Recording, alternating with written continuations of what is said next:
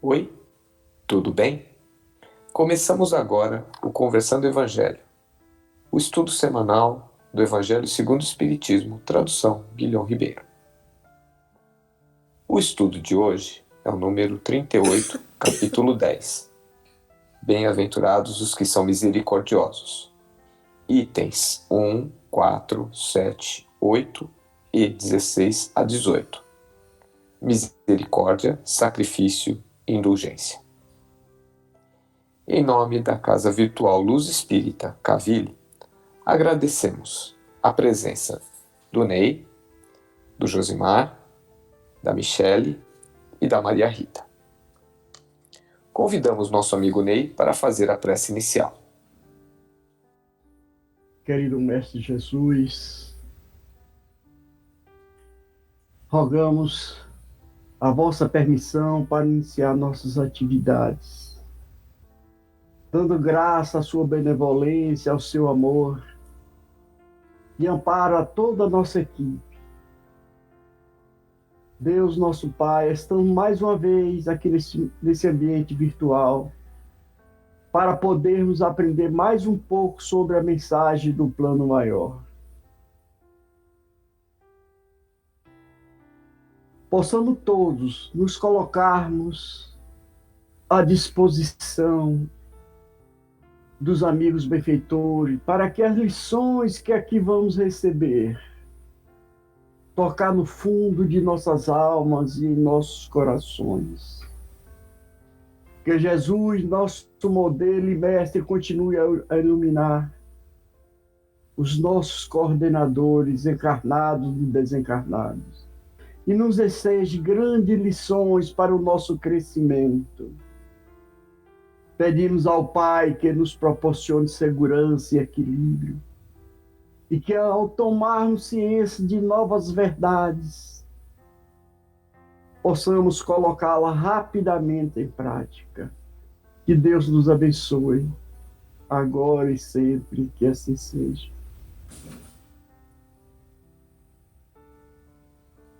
Que assim seja. Começamos nosso estudo de hoje com uma breve reflexão sobre a diferença entre pena, piedade e misericórdia. A pena é quando nós sentimos a dor do próximo, que ainda essa dor está nele, mas não fazemos nada, apenas a sentimos como uma pena. Podemos dizer, desta forma, que agimos de uma forma passiva. A piedade é quando você sente a dor dele, mas já faz algo para amenizar ou confortar. Podemos dizer que nós passamos a ser ativos nessa atitude. Já a misericórdia é quando você busca a dor do outro dentro de você mesmo e que essa dor entre em você para ajudar o outro ser vivo a processar seu momento de sofrimento, não somente ajudando de alguma outra forma. E assim, nós podemos perguntar: o que entender porque quem perdoa será perdoado, Josimar?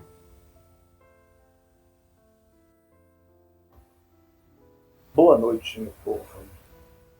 Bem, essa colocação, né, perdoar, né, para termos perdoado, entender por quem perdoa será perdoado.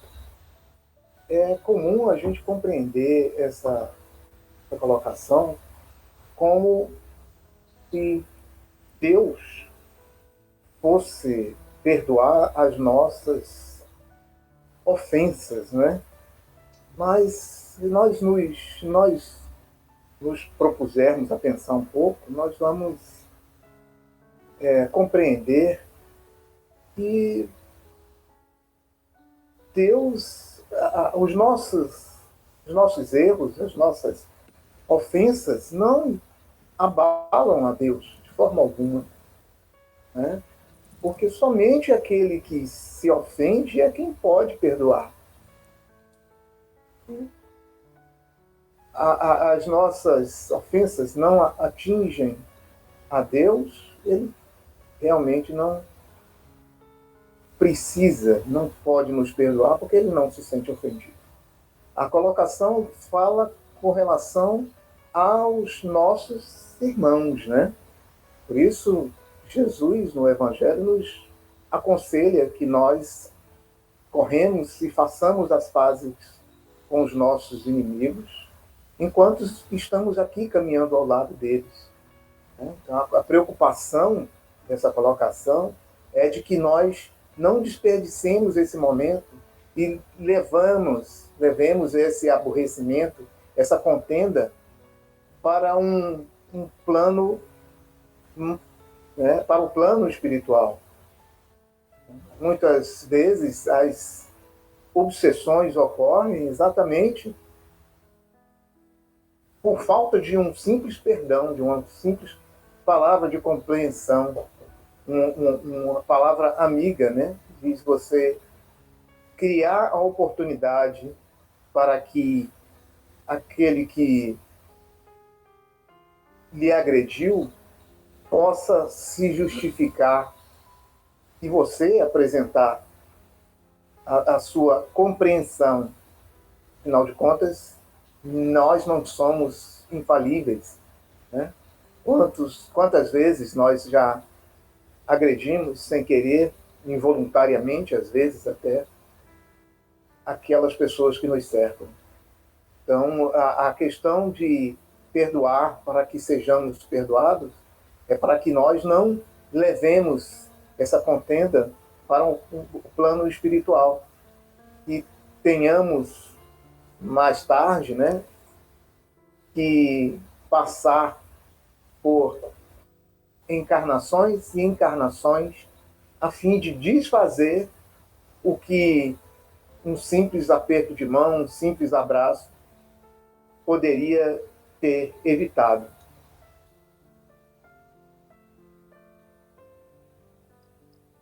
Excelente, Josimar. E quais os efeitos do perdão, hein, Ney? Pois bem, Clóvis. Chico Xavier, ele disse que a virtude mais difícil de ser posta em prática é a do perdão. Porque o perdoar exige um esforço de autossuperação muito grande. O perdão é uma solução fundamental para todos os entraves aparentemente intransponíveis dos nossos relacionamentos como seres humanos. O perdão, a tolerância são alavancas de sustentação da nossa paz íntima. Porque o perdoar, ele consiste no esquecimento total das ofensas recebidas. O Evangelho de Jesus Cristo nos recomenda perdoar incondicionalmente, pois todos estamos sujeitos ao erro. Então, é necessário que reflitamos no perdão. A misericórdia divina sempre concede, através das nossas reencarnações, oportunidade de repararmos nosso passado culposo, alicerçando-nos a um novo destino. Quando pedimos na oração, perdoai as nossas ofensas, como perdoamos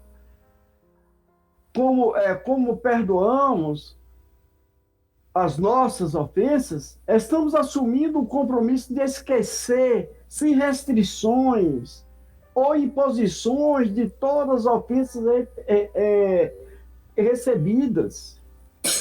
O perdão sincero, ele nos leva a fazer aos nossos adversários aquilo que desejaríamos que os outros nos fizessem, pois perdoá-los é o perdão para nós mesmos, Se reconhecemos no inimigo de hoje uma vítima de nosso passado culposo, aprendemos que orar por ele é caminhar para a nossa própria libertação espiritual, porque o perdoar é um processo mental e espiritual, de cessar sentimentos e ressentimentos ou raiva contra outra pessoa ou contra nós mesmos. Então,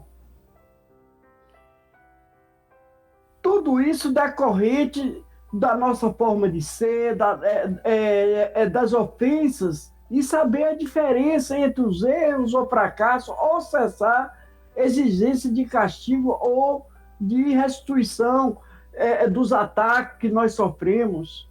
Jesus disse lá em Mateus: se perdoarmos os homens as suas ofensas, também vosso Pai Celestial vos perdoará. Está em Mateus 6,14. O próprio Jesus nos perdoou na cruz, na sua derradeira lição para a humanidade. Voltando a Chico Xavier, ele se referia ao perdão em diversas oportunidades.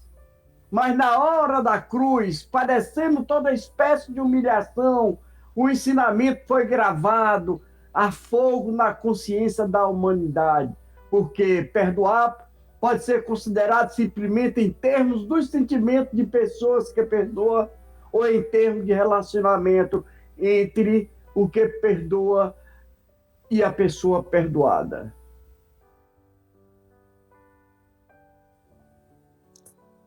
Muito bom, Ney. Excelentes raciocínios e para nós pensarmos. E qual ensinamento nós podemos tirar da citação? Por que vês tu, pois, o argueiro no olho do teu irmão e não vês a trave do teu olho? Hein, Michele? Esse ensinamento é muito forte, né? Não julgueis para não seres julgados. Essa frase de Jesus está lá em Mateus 7,3, e Jesus está falando das nossas imperfeições morais, que normalmente a gente faz questão de ocultá-las, mas a gente gosta de ressaltar os defeitos, as imperfeições do nosso irmão. E não só contentes em ressaltar, a gente costuma maldizer e prejudicar essas pessoas. Sempre que eu tenho oportunidade aqui no Conversando, eu gosto de trazer o tema rede social, porque eu acho que é algo muito atual e que nos faz refletir muito sobre a maldade, a crítica, a maledicência, porque nós estamos na era da exposição. E todo mundo vai para a rede social se expor, mas infelizmente essa exposição ela traz muitos likes e também muitos dislikes. Essa semana mesmo nós tivemos um adolescente que cometeu suicídio porque ele foi extremamente criticado em função de um post, de um vídeo que ele colocou na rede social dele. A pergunta que eu faço a mim, aos meus filhos, e que a gente precisa se fazer sempre: qual é o nosso direito de julgar o outro? A gente julga a pessoa, por exemplo, porque ela falou algo na rede social ou falou no trabalho, seja onde for, que é bobo. E a gente se acha no direito de criticá-la e julgá-la, mas se numa outra situação a gente pode fazer pior. Eu posso, por exemplo, julgar uma mãe que não educa direito o filho e de repente dentro de casa o meu filho me bate, ou eu sou uma tirana, eu sou uma grossa, né? Eu julgo o relacionamento da rede social do famoso que aparece lá, do cantor e a modelo, falo que ela está com o sujeito, né, por várias questões que não sejam o amor, e como é a minha relação em casa com o meu parceiro, com os meus pais, né? Será que eu sou aquele filho que faz as coisas certas, ou eu sou aquele filho que só explora? Então a gente precisa refletir sobre as nossas deficiências morais. Antes da gente julgar qualquer pessoa, a gente precisa virar o espelho para a gente. Por isso o Espiritismo fala tanto da reforma íntima, que a gente só vai conseguir executar a reforma íntima se a gente se conhecer. O autoconhecimento ele é imprescindível nessa busca, nessa jornada. E só assim a gente vai controlar os nossos ímpetos, as nossas más inclinações, porque esse julgamento é uma má inclinação, sim. Se a gente não pode abrir a boca para ajudar alguém, né, viu que o seu companheiro está falhando, se você não vai acrescentar, então fica em silêncio, faz uma prece por ele. Se você não gosta do que você está vendo na rede social, para de seguir essa pessoa, procure outro conteúdo que vai agregar mais para você.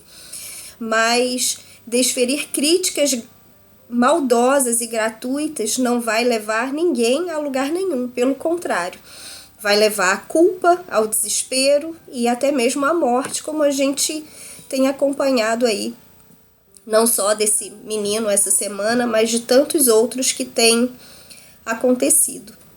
E aí eu queria deixar essa reflexão para todo mundo analisar como tem sido essa trave diária no olho, mas principalmente nas redes sociais. Essa reflexão para a gente levar para a semana. O mundo virtual hoje ele é tão importante quanto o mundo real nos nossos dias de hoje, né? Bem, e qual sacrifício fazer para agradar a Deus, hein, Maria Rita? A palavra sacrifício vem do latim sacrificium, que significa sagrado ofício. Também conhecido como imolação, oblação, oferenda ou oferta, como ato de propiciação ou culto a Deus. Antes do advento do cristianismo, o sacrifício estava ligado a uma ação ou ritual com o qual se procurava agradar uma divindade, uma força sobrenatural ou da natureza, para conseguir seu perdão, seu favor ou a sua boa vontade. Os povos primitivos sacrificavam animais e pessoas. Os judeus que viveram antes de Cristo sacrificavam animais, como uma forma de obter da divindade a satisfação dos seus pedidos e necessidades, bem como o perdão dos seus pecados. Jesus Cristo aboliu o sacrifício de animais entre os judeus. Ele instituiu outros sacrifícios que realmente agradam a Deus. Estes sacrifícios estão ligados ao ato de abrir mão de tudo aquilo que nos impeça de fazer a vontade de Deus em nossas vidas. Jesus nos ensinou a fazermos sacrifícios verdadeiros que nos ajudam no real processo de evolução e progresso ao qual estamos ligados desde a nossa criação. Jesus nos mostrou que estes sacrifícios estão ligados à renúncia do orgulho, da vaidade, do egoísmo e do individualismo, exortando-nos a abrir mão dos nossos apegos, dos nossos medos e do nosso orgulho, raiz de todo sofrimento humano.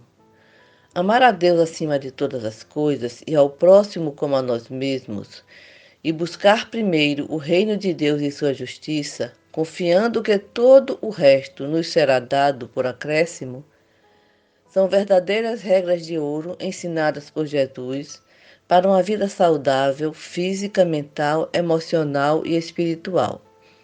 Geralmente somos levados a acreditar que o sacrifício é algo pesado, difícil e que nos causa sofrimento.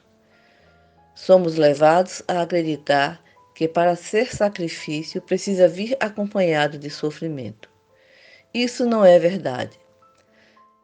Será que pode existir algo que nos faça mais feliz, que nos faça viver melhor do que assumir o sagrado sacrifício de fazer a vontade de Deus em nossas vidas?